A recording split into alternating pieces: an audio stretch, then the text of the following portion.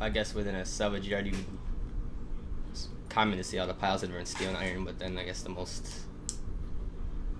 unpleasant looking thing would be all the vehicles that are stacked around, which are one of the most important things to be recycled, since they have all the waste that would have come along with it, such as mercury switches, freons, gasolines, oils, all that liquid which has to be drained to keep it from going within the environment, which once all of that's completed, the tires are recycled, then they'll get sent to a shredder, which will then separate all of the metal, plastic, virtually anything in it, so that way that material can be recycled as well.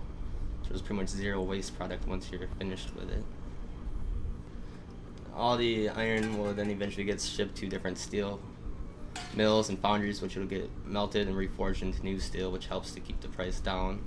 And most products have some, at least a good percentage of it would be recycled materials. And very few things are built from 100%, iron ore melted down. A lot of times it's mixed together to help keep the prices down. Not to mention it's such a large export given the time and without the construction. And if you figure out any given thing you can look in the pile, you figure how many uses that thing's going to eventually get, whether steel be made into a car, a desk, an I-beam for sport, or and the uses for the steel itself become endless once it's being reused constantly by being recycled. You don't have just one use of it and it's done.